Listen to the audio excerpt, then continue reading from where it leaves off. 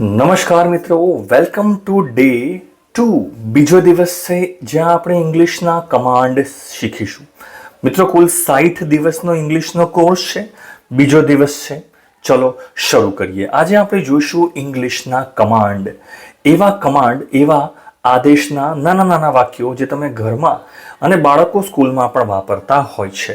તો શીખવાનું છે, ચોક્કસથી મજા આવશે. જો પહેલો જે કમાન્ડ છે, તમારું પુસ્તક ખોલો. તમારું પુસ્તક ખોલો. આને ઇંગ્લિશમાં બોલવા કયા શબ્દો જોઈશે?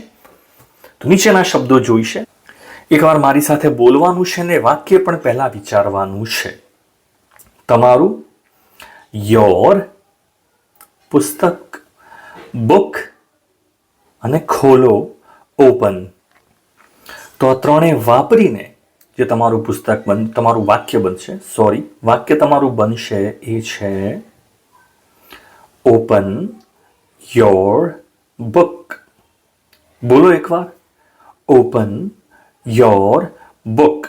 જો કોન્ફિડન્સ આ રીતે જ આવશે. ધીમે ધીમે વાક્યો બોલતા જશો, એની ભાવના સમજશો કે યોર એટલે તમારું, તમારું પુસ્તક છે અને ક્રિયાપદ સૌથી પહેલા મૂકવાનું છે, કારણ કે આદેશ છે. આદેશમાં ક્રિયાપદ પહેલા આવશે. ચલો આગળ સમજીએ. નેક્સ્ટ. ધીમે ધીમે બધું તમને આવડશે, પ્રેક્ટિસ ખાલી કરતા જાઓ. બીજું વાક્ય છે, તમારું પુસ્તક બંધ કરો. તમારી ચોપડી બંધ કરો, તમારું પુસ્તક બંધ કરો. શબ્દો કયા વપરાશે? તમારું,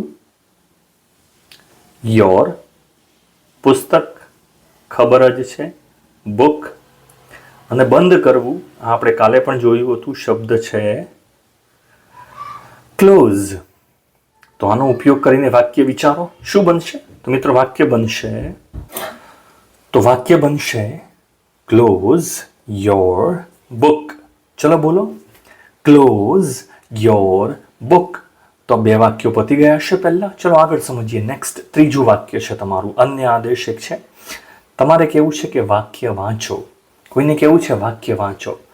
તો શબ્દો કયા છે ખાસ? વાક્ય અને વાંચો. ઇંગ્લિશ નીચે આપેલું છે. વાક્ય તમે એને કહેશો સેન્ટેન્સ, અને વાંચવું એટલે રીડ. તો તમારું વાક્ય બનશે, મિત્રો આવડવું જોઈએ.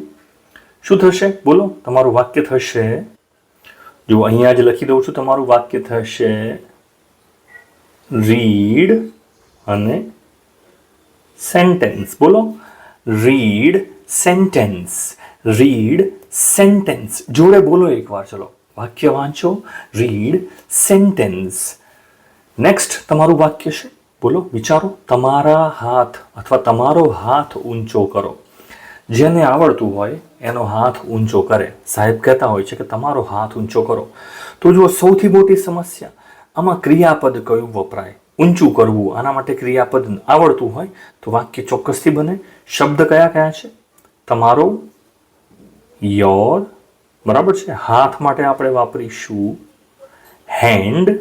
ઊંચો કરવું, આના માટે વાપરીશું આપણે રેઇઝ.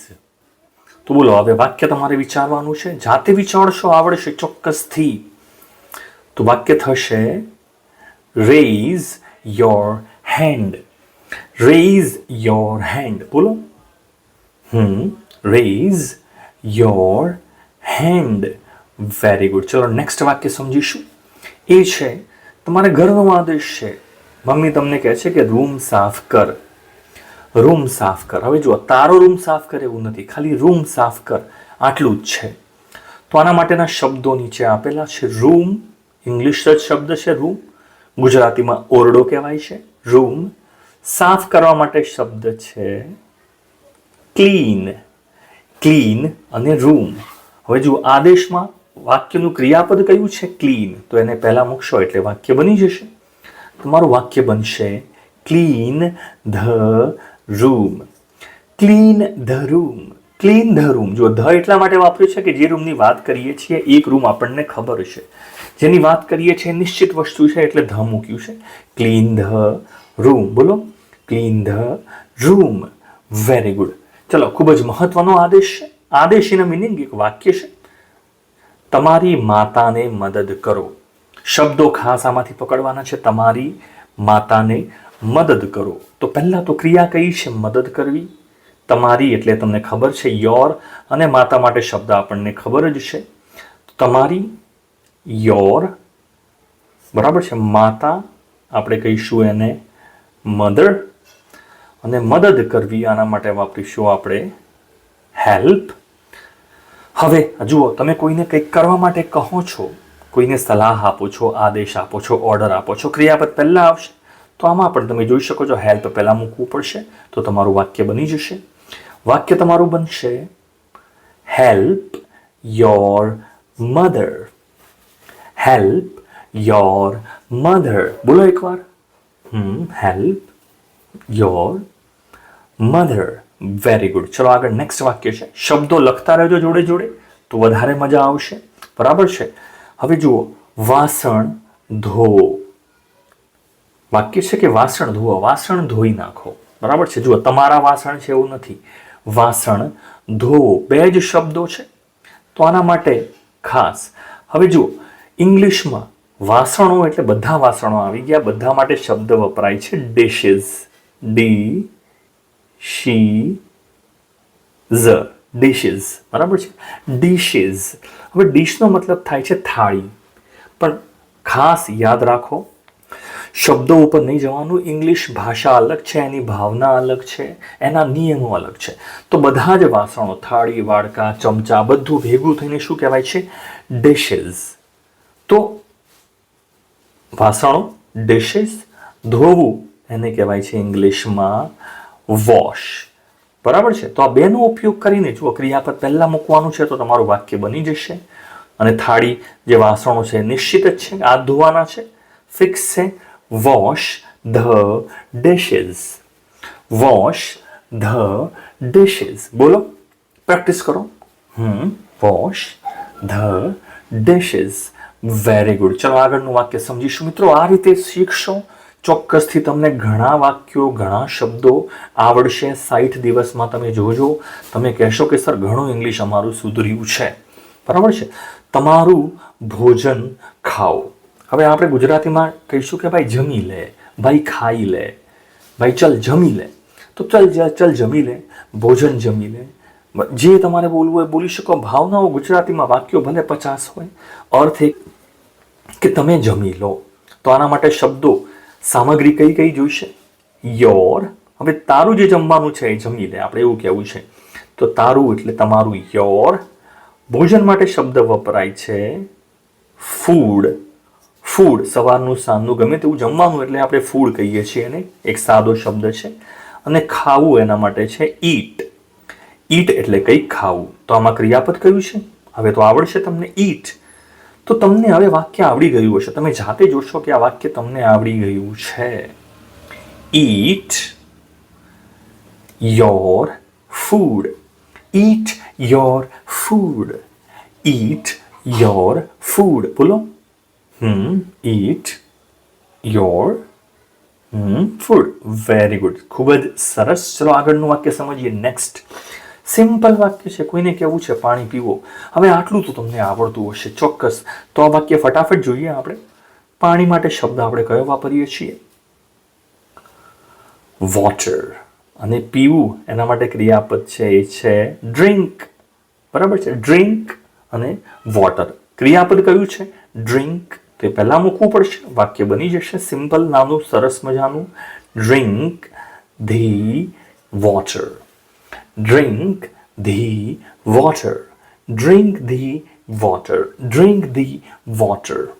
Very good. ચલો આગળ સમજીએ. નેક્સ્ટ 10મું વાક્ય છે.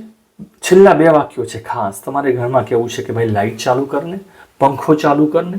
તો આવા જેટલા પણ શબ્દો છે, ટીવી ચાલુ કર, લાઇટ ચાલુ કર, બધામાં ચાલુ કરવાની વાત છે, બંધ કરવાની વાત છે. તો આ વાક્યો તો ખાસ આવડવા જોઈએ. શબ્દો કયા છે? લાઇટ માટે આપણે શબ્દ, લાઇટ ઇંગ્લિશ શબ્દ છે. બરાબર છે. પ્રકાશ એને ઇંગ્લિશમાં લાઇટ કહેવાય છે. તો એનો ઉચ્ચાર અહીંયા લખેલો જ છે, લાઇટ. ચાલુ કરવું એના માટે શબ્દ આપણે વાપરીશું ખાસ સ્વિચ. સ્વિચ અને on. Switch on. Switch on એટલે ચાલુ કરવું, સ્વિચ ઓન. બરાબર છે. હવે વાક્ય સમજીશું આનું. મિત્રો આનું વાક્ય થાય છે સ્વિચ ઓન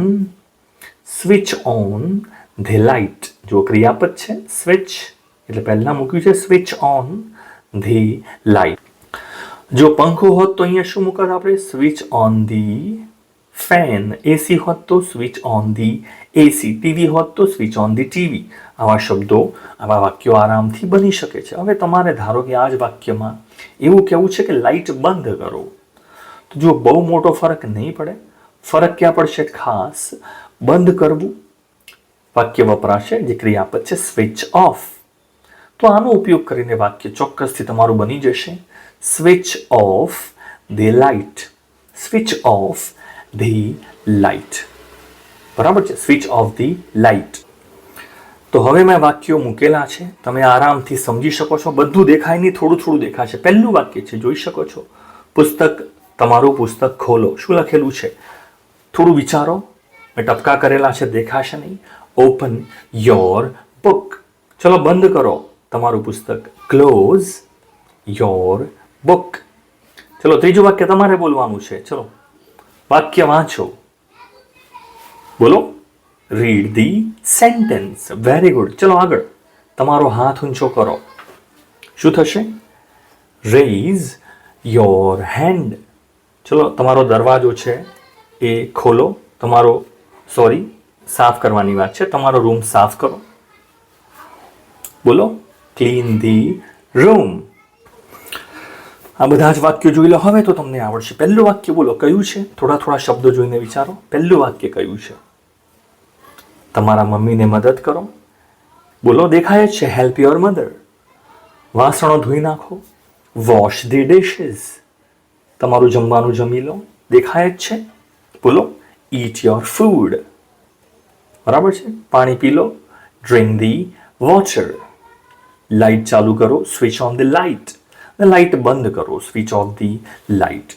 મિત્રો આ ઉપયોગ કરીને આના જેવા જ બીજા 3-4 વાક્યો, ચલો 3-4 નહીં પણ ખાલી 2 વાક્યો તમારે કમેન્ટમાં લખવાના છે, જેથી મને ખબર પડે કે તમને આ વિડીયો કેવો લાગ્યો છે. વાક્યો વાપરશો નહીં તો નહીં આવડે, પ્રેક્ટિસ કરવી પડશે.